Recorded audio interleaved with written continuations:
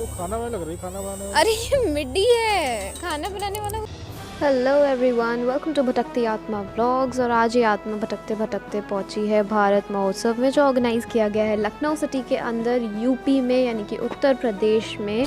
इस भारत महोत्सव को ही पहले हम लखनऊ महोत्सव के नाम से जानते थे। और ये सामने रहा टिकट काउंटर, इसका टिकट है सिर्फ और सिर्फ 40 रुपीज़, यहाँ की एंट्री फ़ीस है। और हाँ, मैं कह रही थी कि इस जगह को पहले लखनऊ महोत्सव के नाम से इसे ऑर्गेनाइज़ किया जाता था, लेकिन इस बार इसे भारत महोत्सव के नाम से ऑर्गेनाइज़ किया गया है। और किया भी क्यों ना जाए, यहाँ पर भारत की कोई भी ऐसी चीज़ नहीं है जो यहाँ पर ना बिकती हो। ये इतना बड़ा सा एरिया दिख रहा है ना, ये ग्राउंड बहुत ज़्यादा बड़ा है। मुझे इसका प्रॉपर एरिया तो नहीं पता, लेकिन ये बहुत ज़्यादा बड़ा ग्राउंड है। और ये इतना बड़ा है कि आते वक्त तो हम लोग भूल ही गए थे कि हम आए किधर से थे।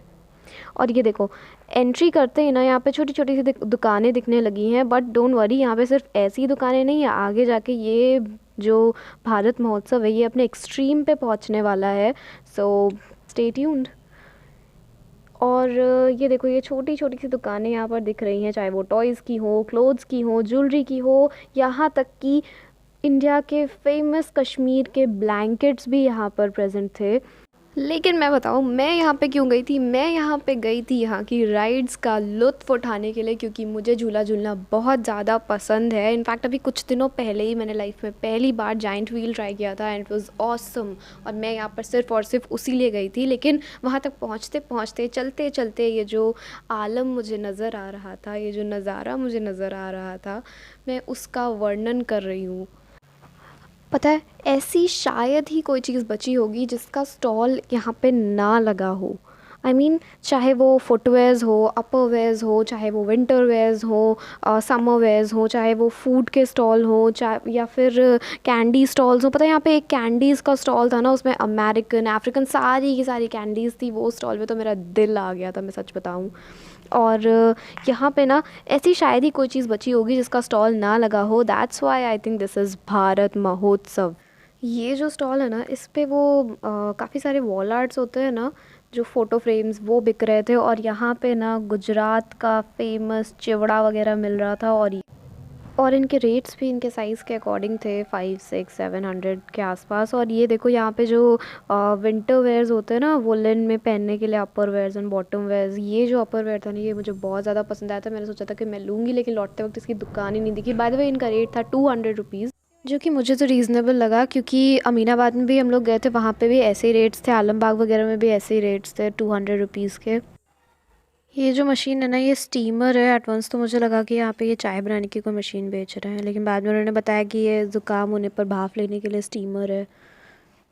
पता है, यहाँ पे 300-400 में ना काफ़ी अच्छे अच्छे विंटर वेयर्स मिल रहे थे, पूरे के पूरे ओवरकोट्स यहाँ पे मिल रहे थे 300-400 में। वो खाना में लग रही, खाना बनाने वाली। अरे ये मिड्डी है, खाना बनाने वाला वो दूसरा होता है, एप्रन।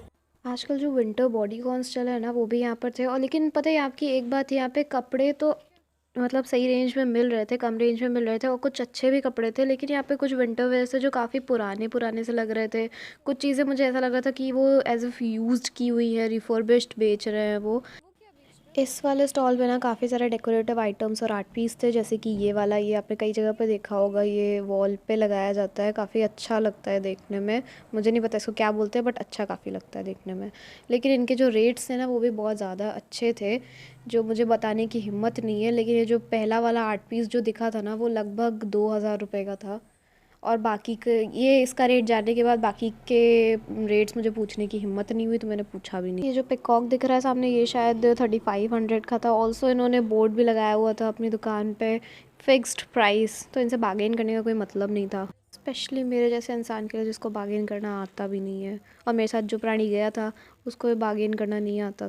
पता है, यहाँ पे एक स्टॉल था जिसपे मेंस शर्ट, मेंस कुर्ते वगैरह मिल रहे थे, और वो खादी के बने हुए थे, उसका फैब्रिक खादी का था, काफ़ी अच्छे लग रहे थे। इनके रेट्स की बात की जाए, 400-500 के रेट्स थे इनके।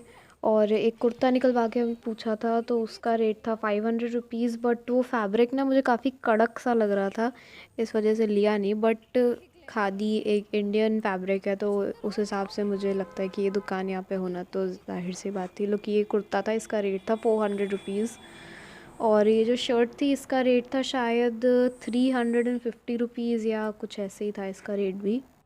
आगे बढ़े तो हमें मिला ये विंटेज विलेज का हनी इनका शायद कोई नया ब्रांड है, बट हम लोगों ने ट्राई नहीं किया। बट ये बोल रहे थे कि इनका काफ़ी प्योर हनी है, काफ़ी नेचुरल हनी है, तो अगर आप जाएँ तो आप इसे भी स्पॉट कर सकते हैं। खाने पीने की बिस्किट वगैरह की भी दुकानें थी, और ये एक कैंडी शॉप है जहाँ पे चूरन वाले लड्डू और भी न जाने कैसी कैसी चीज़ें मिल रही थी। मुझे तो बड़ी अच्छी लगी है देखने में। अगेन ये एक वुलन शॉप है। इस पे वुमेंस के वो जो वुलन कुर्ता वगैरह होते हैं ना, वो मिल रहे थे, बट वो अनस्टिच थे। इसका रेट था 600 या 700 रुपीज़। और एक और था येलो कलर का, ये वाला, इसका रेट पूछा था तो इसका रेट था 300 रुपीज़, बट ये आई थिंक कॉटन में था, ये वुलन नहीं था। और भी काफ़ी सारी चीज़ें थी इस शॉप पे, जैसे कि हुडी वगैरह। और ये सामने देख रहे हो ना, ब्लैंकेट्स की शॉप है। यहाँ पे अलग अलग टाइप के ब्लैंकेट थे, उन्होंने बोला था कश्मीरी ब्लैंकेट्स भी हैं उनके पास। और ये ओरबीज़ का स्टॉल, ये तो हर एक मेले में होता ही होता है, और ये बहुत अच्छे लगते हैं मुझे देखने में। और ये अमेरिकन भुट्टा थे। अमेरिकन भुट्टा क्या, भुट्टे तो वैसे एक ही जैसे थे, बाकी ये स्टीम करके दे रहे थे बटर वगैरह लगा के। और हाँ, वो जो कैंडी शॉप की बात की थी ना, वो अमेरिकन कैंडीज़ वगैरह, वो यही शॉप थी। लुक एट दीज कैंडीज़ यार, ये कितनी ऑसम लग रही है देखने में।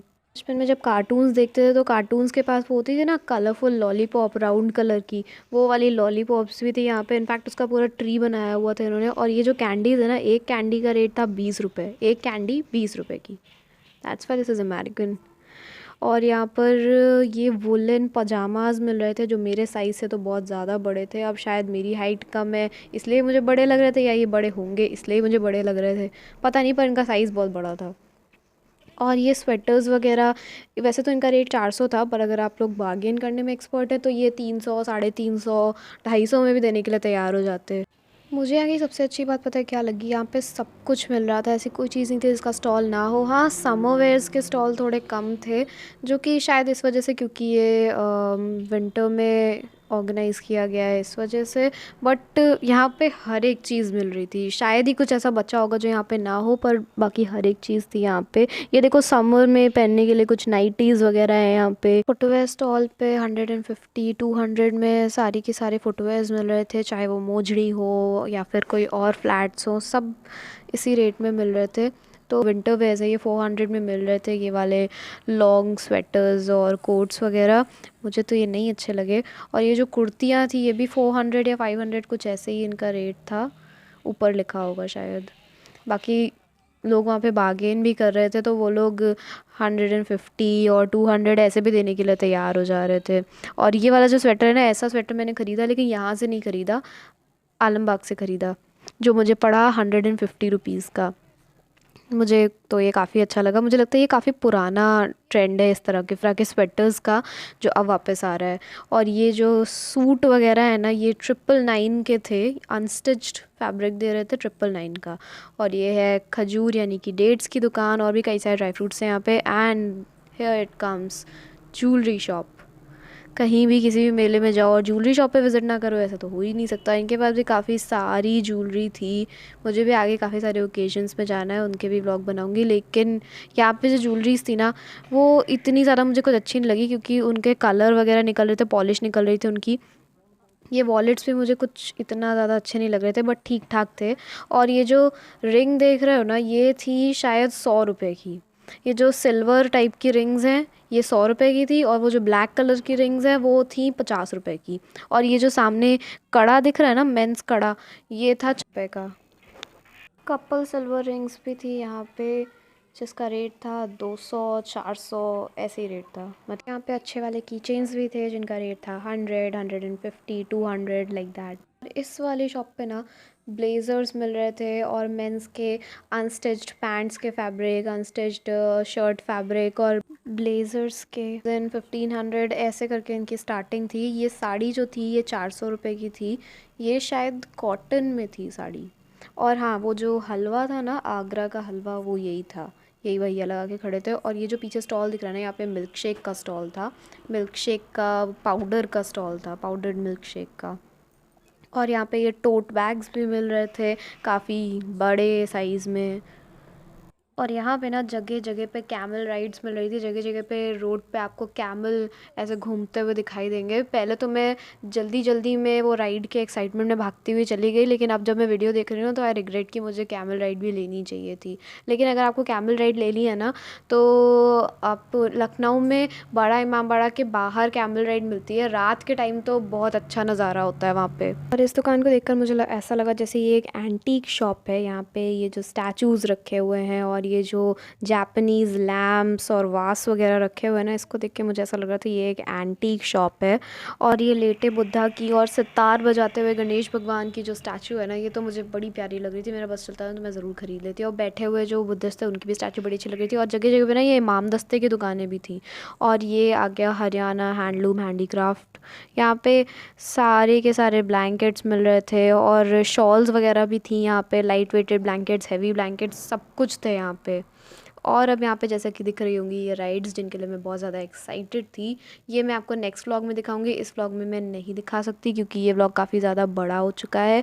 सो अगर आप लोगों को भारत महोत्सव का आगे का दृश्य भी देखना है और चाहते हैं कि मैं उसका वर्णन करूँ, तो प्लीज़ मेरा चैनल सब्सक्राइब कर देना। वीडियो अच्छा लगा हो तो लाइक कर देना और इस वीडियो को शेयर भी कर देना।